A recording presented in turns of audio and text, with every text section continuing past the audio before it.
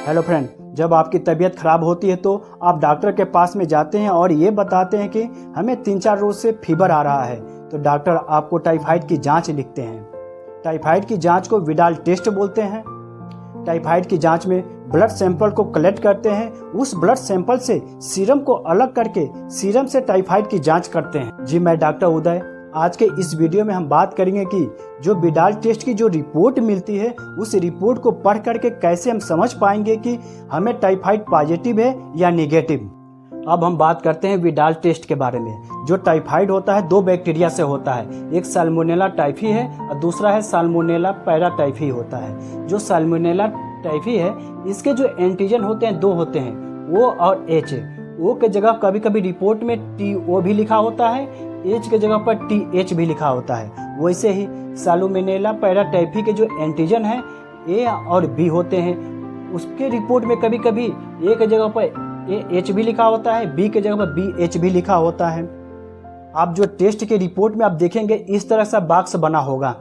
उस बॉक्स में आप देखेंगे एक तरफ टेस्ट लिखा होगा और कुछ नंबरिंग लिखी होंगी। इस टेस्ट में जो टाइफाइड के जो बैक्टीरिया होते हैं उनके एंटीजन का नाम लिखा हुआ है, O और H। जो इनके एंटीजन है साल्मोनेला टाइफी के O और H है, वही OH लिखा है। वैसे ही साल्मोनेला पैराटाइफी की जो एंटीजन A B, वही एंटीजन A और B लिखा हुआ है। आप जो ये नंबरिंग देख रहे हैं 20, 40, 80, 160, ये नंबर सेम डबल होता जा रहा है। 20 का दुगुना 40, 40 का दुगुना 80, 80 का दुगुना 160, वैसे ही नंबरिंग डबल होती चली जा रही है। इस बॉक्स में कहीं पॉजिटिव होता है, कहीं निगेटिव होता है, ऐसे बना होता है। इसी पॉजिटिव निगेटिव को पढ़ करके हम जान पाते हैं कि टाइफाइड पॉजिटिव है या निगेटिव।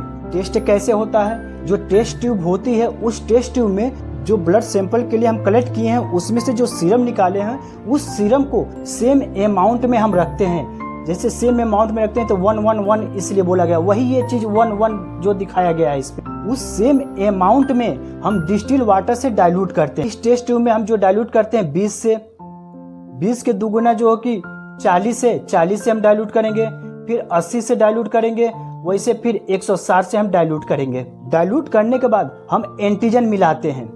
जैसे साल्मोनेला टाइफी के जो 2 एंटीजन है O और H, पहले हम O इसमें मिलाएंगे। जब एंटीजन O को हम डालते हैं तो इसमें रिएक्शन होता है। जब रिएक्शन होता है तो वो प्लस हो जाता है, यानी O डाले, जब रिएक्शन हुआ तो प्लस हो गया। फिर हम अगले टेस्ट ट्यूब में डालते हैं, जो 40 में हम डाइल्यूट किए थे उसमें हम डालेंगे। जब इसमें रिएक्शन होगा तो ये भी पॉजिटिव होगा। फिर अगले टेस्ट ट्यूब में जो 80 से हम डाइल्यूट किए थे, इसमें हम एंटीजन O डालते हैं, ये भी रिएक्शन करेगा तो इसको भी हम प्लस करेंगे। अब अगले टेस्ट ट्यूब में जब एंटीजन O डालते हैं तो इसमें रिएक्शन नहीं होता है, इसलिए यहाँ पे निगेटिव हो जाएगा। ऐसे ही इस टेस्ट ट्यूब में जब H वाले एंटीजन को डालते हैं, जब इसमें रिएक्शन होता है तो ये प्लस हो जाएगा। वैसे ही जब इस टेस्ट ट्यूब में जो हम H वाले यानी कि 40 से जो डाइल्यूट किए हैं उसमें डालते हैं, जब इसमें रिएक्शन होगा ये भी प्लस हो जाएगा। इस 80 वाले में जब हम एंटीजन H को डालते हैं तो इसमें भी रिएक्शन होगा, ये भी प्लस हो जाएगा। ये 160 है। वैसे ही 160 वाले में एंटीजन H को डालते हैं, जब इसमें रिएक्शन होता है ये भी प्लस हो जाएगा। इस प्रकार आपने देखा, जब O एंटीजन को हम जब डाले थे 160 में रिएक्शन नहीं हुआ था, इसलिए निगेटिव हुआ था, और इसी में जब हम H वाले एंटीजन को डाले हैं तो इसमें रिएक्शन हुआ है, इसलिए पॉजिटिव हुआ है। यानी इस रिपोर्ट को देखने के बाद क्या हम समझ पाएंगे कि टाइफाइड पॉजिटिव है या निगेटिव? मैं आपको बता दूं, पॉजिटिव के लिए 160 जो ये नंबर है इससे अधिक होना चाहिए, और निगेटिव जो होता है 80 से नीचे होना चाहिए तो निगेटिव है। जैसे हमारा ये 160 तक आ गया है, यानी कि ये पॉजिटिव है। 80 से अगर कम है तो निगेटिव होगा।